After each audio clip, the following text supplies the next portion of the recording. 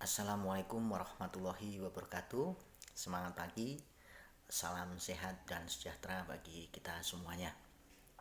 Sebelumnya perkenalkan, nama saya adalah Didi Nurwahyudi dengan nomor induk mahasiswa 2014314201029.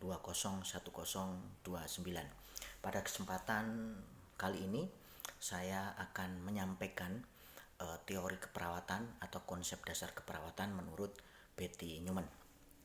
Menurut Betty Newman, sebenarnya komponen utama daripada teori yang beliau sampaikan adalah stresor dan respon terhadap stresor. Nah, sedangkan model keperawatan yang beliau kemukakan adalah healthcare system. Nah, konsep healthcare system ini adalah suatu konsep yang menggambarkan aktivitas daripada keperawatan yang ditujukan pada penurunan dan penekanan stresor melalui pertahanan, baik pertahanan secara fleksibel, kemudian pertahanan secara normal, kemudian perlawanan secara line of resistance. Dan ini tujuannya adalah untuk melindungi struktur dasar agar tidak terganggu pada sistemnya. Nah, stresor adalah suatu kekuatan lingkungan yang menghasilkan ketegangan dan berpotensi tentunya menimbulkan suatu ketidakstabilan pada sistem. Nah, stresor sendiri menurut Betty Newman dibagi menjadi 3, yaitu stresor intrapersonal, yaitu stresor dari individu itu sendiri.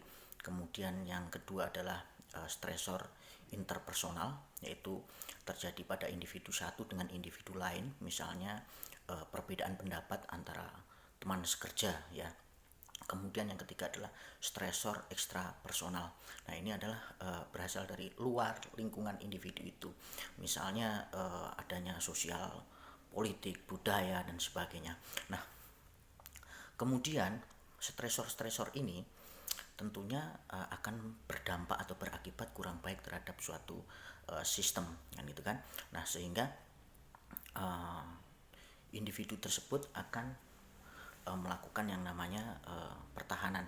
Nah, garis pertahanan di sini ada yang namanya flexible defense, dan flexible defense ini merupakan garis pertahanan pertama ya, ketika seseorang mendapatkan yang namanya stresor.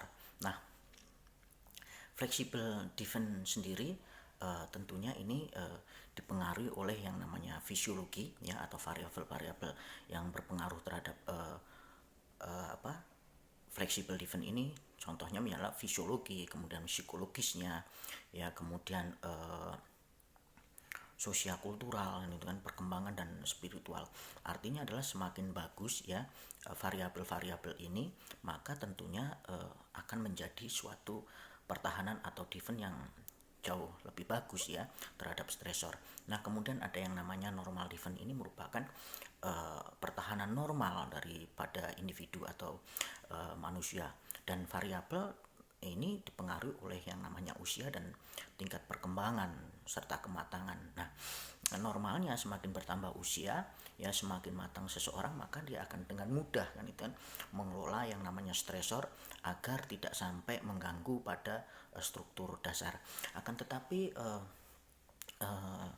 pertahanan normal atau normal defense ini bisa terinvasi ketika pertahanan fleksibel tidak bisa berfungsi optimal ya, sehingga ketika pertahanan fleksibel ini tidak mampu istilahnya mengelola stresor, maka akan menginvasi yang namanya normal defense ini.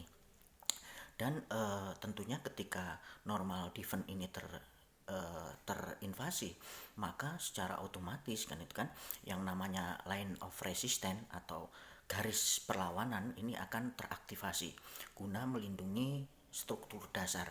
Karena ketika struktur dasar ini pada akhirnya akan terinvasi, ini sangat tidak baik pada dan berpengaruh kurang bagus terhadap sistem. Nah, kemudian garis line of resistance ini sebenarnya adalah cenderung untuk sekali lagi mempertahankan yang namanya struktur dasar agar tidak terganggu. Nah, dari sini akhirnya Betty Newman melahirkan suatu intervensi-intervensi dalam bentuk pencegahan. Nah, pencegahan sendiri ini sebenarnya dikhususkan untuk menjaga keseimbangan daripada suatu sistem ketika ada yang namanya stresor. Nah, Betty Newman sendiri membagi ada 3 pertahanan, ada 3 intervensi dalam bentuk istilahnya pencegahan secara primer, kemudian pencegahan secara sekunder, dan pencegahan secara tersier. Nah, pencegahan secara primer ini ditujukan untuk istilahnya ditujukan untuk mencegah terjadinya stresor ya, mencegah terjadinya stresor atau mencegah yang namanya garis pertahanan ini tidak bertemu dengan yang namanya stresor. Nah, pencegahan primer ini bisa dilakukan dalam bentuk misalnya adalah health edukasi ya, pendidikan kesehatan ya.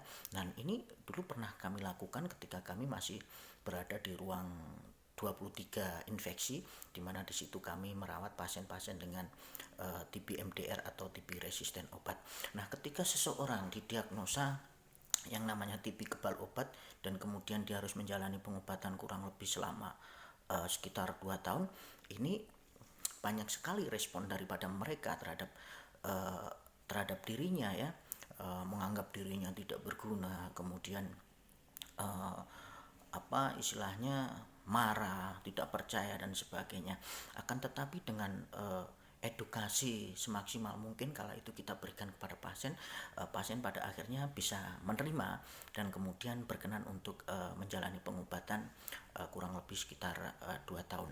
Nah, kemudian ada pencegahan sekunder. Tentunya pencegahan sekunder ini dilakukan ketika pencegahan primer kemudian tidak membuahkan hasil yang maksimal.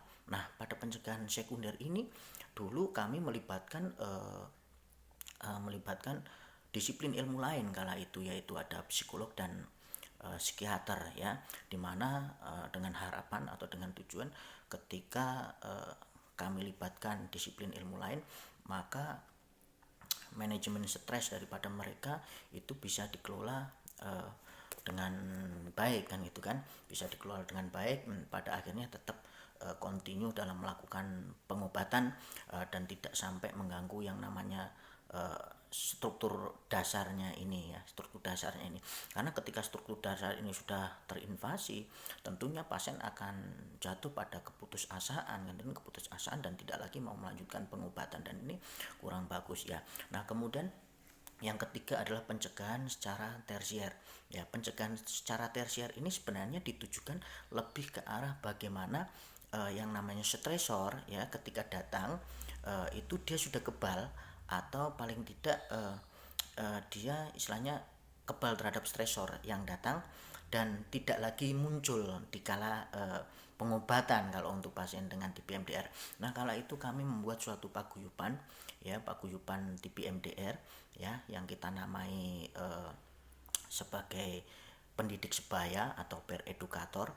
Dan peer educator ini kami rekrut ya dari mereka mantan pasien TB MDR yang pernah menjalani pengobatan ya, pernah menjalani proses pengobatan hingga sampai tuntas. Nah, di situ mereka kita bekali dengan pengetahuan, kita bekali mereka dengan edukasi yang baik guna mendampingi pasien yang sedang menjalani atau sedang proses pengobatan. Dan ini alhamdulillah cukup efektif kan, cukup efektif untuk istilahnya membuat seseorang itu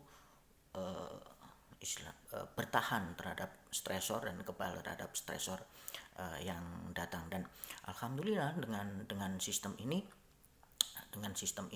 banyak sekali pasien kami yang pada akhirnya tidak jadi mangkir, tidak seperti ngapunten di rumah sakit lain yang angka putus obatnya tinggi, tetapi di tempat kami alhamdulillah bisa dipastikan kala itu adalah zero, tidak ada mereka yang mangkir pada pengobatan. Dan menurut saya pribadi sebenarnya konsep keperawatan atau konsep dasar keperawatan menurut Betty Newman yang komponen utamanya adalah stresor ini cukup bagus dan bisa diimplementasikan di seluruh lini ya, di rumah sakit, di organisasi ini cukup bagus karena bagaimanapun juga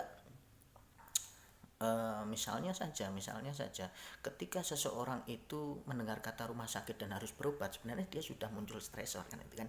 Tetapi bagaimana kita sebagai seorang perawat mengelola stresor mereka itu agar tidak sampai menginvasi pada struktur dasarnya ya. Nah, demikian yang bisa saya sampaikan. Ada kurang lebihnya saya mohon maaf, saya mohon maklum ya, mohon dimaklumi ya. Kita akan berjumpa di kesempatan yang lain. Wassalamualaikum warahmatullahi wabarakatuh.